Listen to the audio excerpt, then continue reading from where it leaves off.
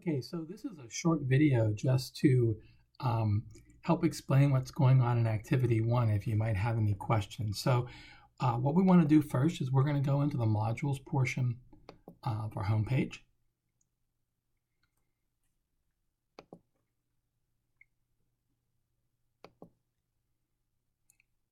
And I'm going to scroll down to Activities.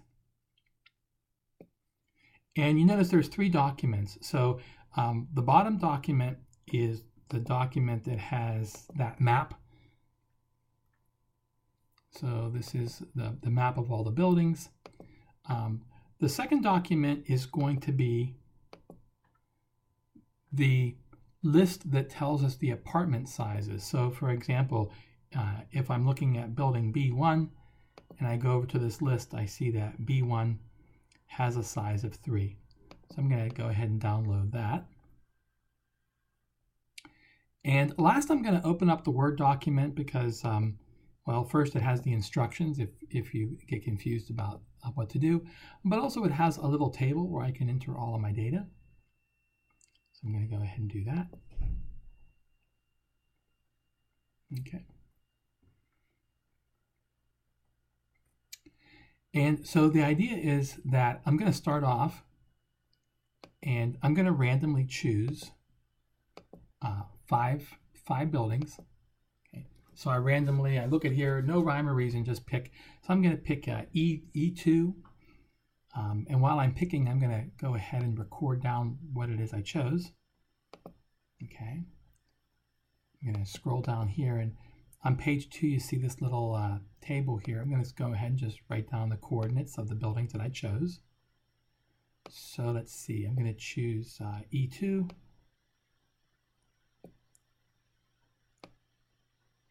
Okay, so there's my first coordinates. Oops. And let's see, I'm going to choose maybe C5. I'm just randomly choosing things. F3. Oops. Okay. Let's see. If I can get back to here. Maybe H2. And finally, we'll say F4. Okay, so those are my 4 randomly chosen apartments. And now I'm just going to go to this list that tells me what the sizes of those apartments are. So I think I already downloaded it, didn't I? No, I didn't. So I'm just going to click on that. And now I'm just going to read off the buildings for the sizes for the buildings at these coordinates.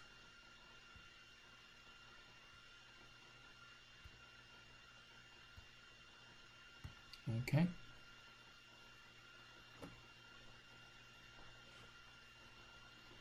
All right.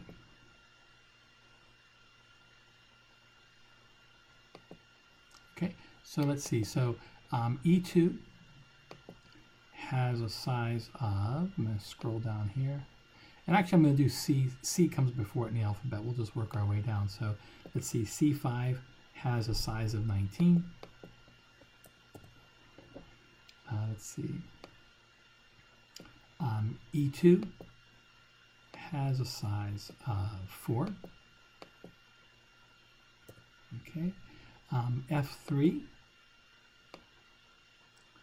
has a size of 9. And let's see, F4 has a size of 14. And finally, H2. Scroll down and find H2. It has a size of 4. Okay. So those are the sizes for the apartments that I randomly chose. Okay, halfway there. So now we're going to go ahead and we're going to let the computer randomly choose 5 coordinates. So I'm going to go ahead and open up StatCrunch.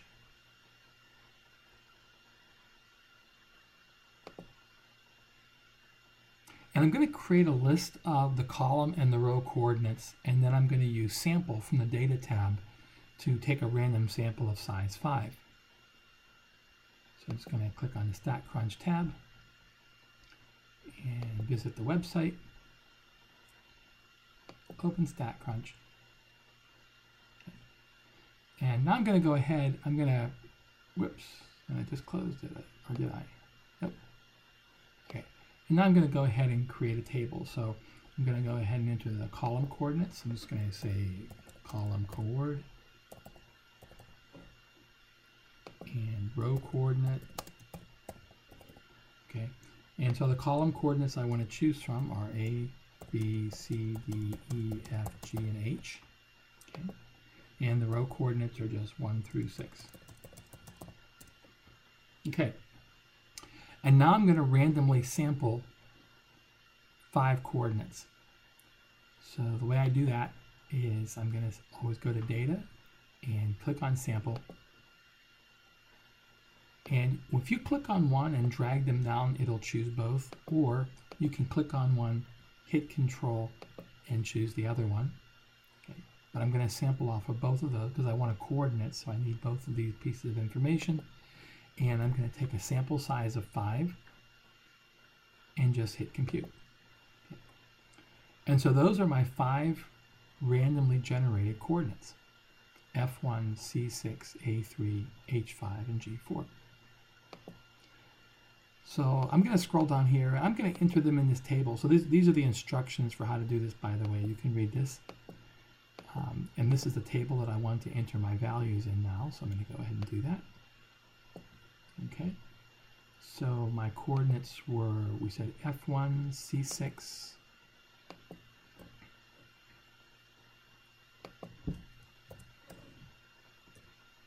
C6, let's see, A3, H5, okay, and the last one is G4. So those are the coordinates that the computer randomly chose. And of course, you'll have a different, coordinates because it's a random sample, right? And now I'm going to do exactly the same thing. I'm going to go back to the building list and find out the size for these. So let's see, C6 ends up having a size of 11. A3 has a size 3. Let's see, F1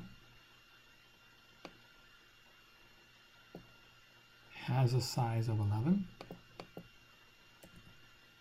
Let's see, G is next in the alphabet, so I'll do G4, which has a size of 4. And finally, H5, which has a size of 8. Okay, so now we have all the data that we need, and we're just going to enter this in the quiz.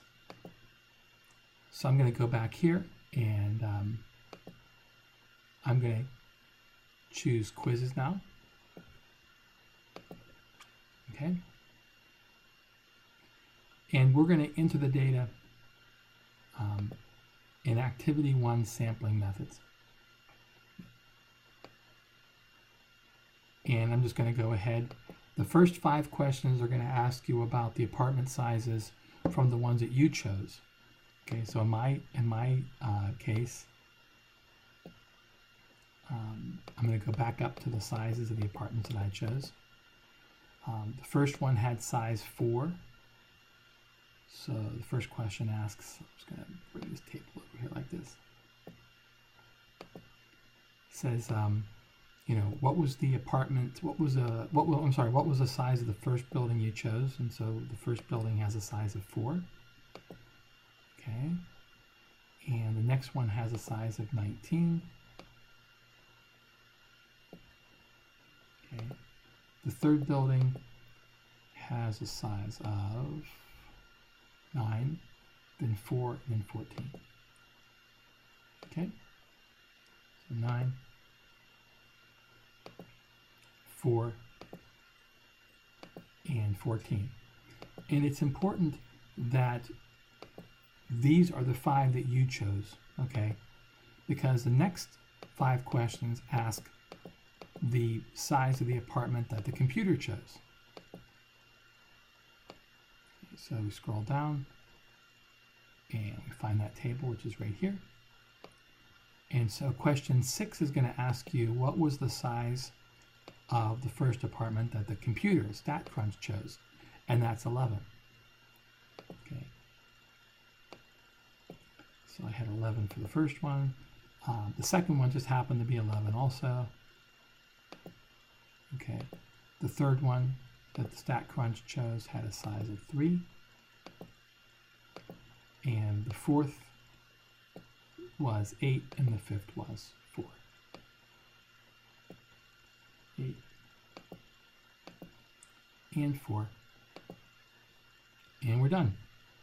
And that's all you have to do. Now I'm going to submit the quiz, and that's it. Okay? And so don't worry about the grade. Technically, there's 0 points with this quiz, and it will mark it as wrong because it's just the way it sets up a quiz. It has to be multiple choice. Don't even worry about that, okay? It doesn't count for any points. However, if you don't do this, I will check. You get 0 points for the whole activity because we need data from the class in order to do this activity. So if you don't contribute at this part, you get 0 points for the whole thing. Okay, I hope that helped. And if you have any questions, of course, feel free to ask.